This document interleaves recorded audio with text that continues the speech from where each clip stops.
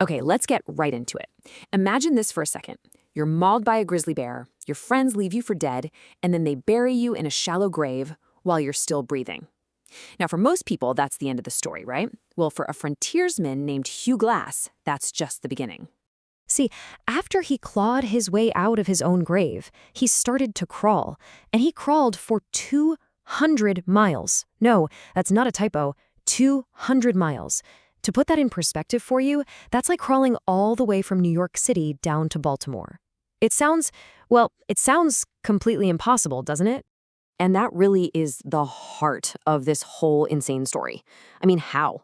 How does a person, in literally the worst condition you can even imagine, pull off something that it just defies all logic? So let's be crystal clear about the shape he was in. We're talking a shattered leg, a back torn to ribbons, his throat gashed wide open. And on top of that, no gun, no knife, not one scrap of food. This wasn't some TV survival show, you know? This was a real-life horror movie, and he was the last one standing. All right, to really get how he ended up in this nightmare, we gotta rewind to the moment it all fell apart. We're going back to 1823, on the American frontier. And you have to understand, this was a brutal, unforgiving place, where one tiny mistake could easily be your last. And yeah, Hugh Glass, he made a mistake. He stumbled right into a mother grizzly bear with her cubs. Now, I want you to erase any image you have of a bear from a national park. This was a whole different animal. We're talking an 800-pound killing machine that could outrun a horse. And to her, a man wasn't a threat.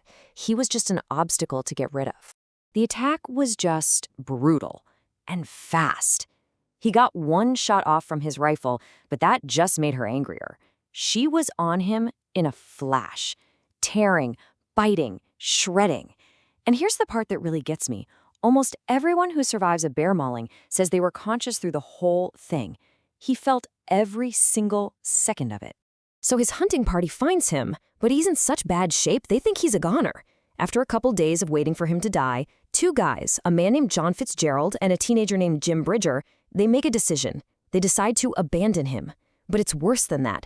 They didn't just leave him. They took everything. His rifle, his knife, his fire starter. They basically stripped him of any and all hope of survival and left him in a shallow grave.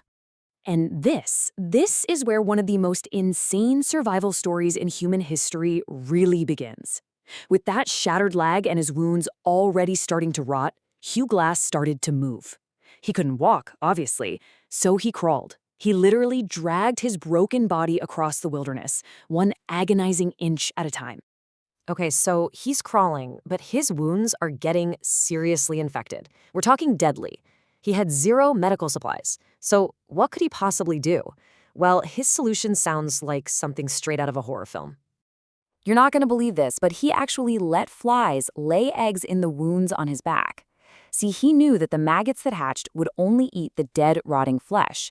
They were cleaning his wounds, preventing deadly gangrene from setting in. Can you even imagine how agonizing that must have been? But it absolutely saved his life. And for food, well, he ate pretty much anything he could get his hands on. We're talking berries and roots he could dig out of the ground, insects. He even found a rotting buffalo carcass left by wolves and ate that. At one point, he managed to kill a couple snakes and even a wolf pup. Basically, his menu was anything that couldn't move faster than a man crawling on his hands and knees. So, what on earth keeps a person going through that kind of hell? You might think it's some noble will to live, right? The unbreakable human spirit? Well, not exactly. The real reason is a lot darker and, honestly, a lot more human. He wasn't crawling towards safety. He was crawling towards revenge. Every single painful mile was fueled by this white-hot rage. He was obsessed with the men who had betrayed him. He wasn't just trying to survive. He was on a mission to find them, and he was going to kill them. And incredibly, after 6 long weeks, he actually made it. He dragged himself into a trading post called Fort Kiowa. People said he looked more like a skeleton than a man. And as soon as he got some strength back, he had only one thing on his mind: finding Bridger and Fitzgerald. He wasted absolutely no time. The moment he could stand, he got himself a new rifle and he was gone. He tracked young Jim Bridger deep into the mountains, and after that, he went after Fitzgerald, hunting him down at another fort hundreds of miles in a different direction. Nothing was going to stop him. So just picture it. He finally catches up with Jim Bridger. This is the moment. This is what he crawled 200 miles for. He has every right, every reason to get his revenge right then and there. But then, something completely unexpected happens. He looks at this kid.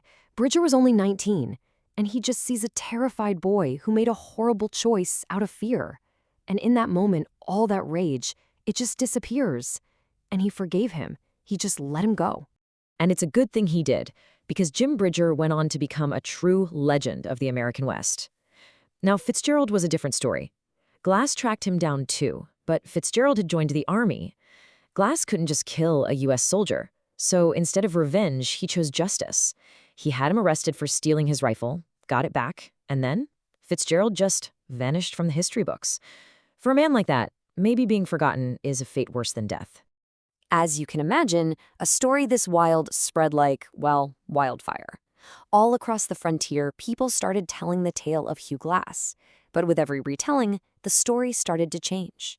The messy, complicated truth got polished into a much simpler, more heroic legend.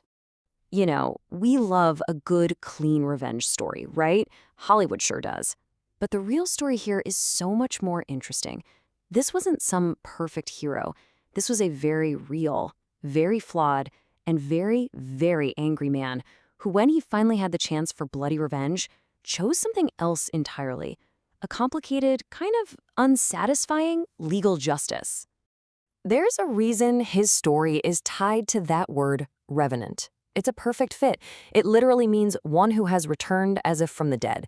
And if that doesn't describe Hugh Glass, I don't know what does. But the story has one last pretty ironic twist. 10 years after surviving the impossible, the bear being buried alive, the 200-mile crawl, Hugh Glass was killed.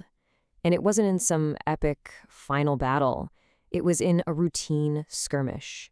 The man who cheated death in the most extraordinary way imaginable ended up meeting a tragically ordinary end. So it all comes down to this one incredible question, doesn't it? When you look at the story of Hugh Glass, what was more powerful? What really kept him going? Was it the will to survive? Or was it the burning, all-consuming need for revenge that dragged him back into the world of the living? Really makes you think.